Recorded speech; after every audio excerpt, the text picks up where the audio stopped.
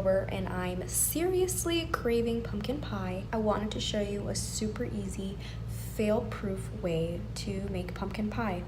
You basically only need 4 ingredients. That's right, 4 ingredients. With Halloween around the corner and Thanksgiving quickly approaching, I'm really craving it, considering that I do a lot of cooking on Thanksgiving. I don't have time to make a whole pie from scratch. The shell and everything, it's a lot of work. So this is a really easy, simple way, and anybody can do it.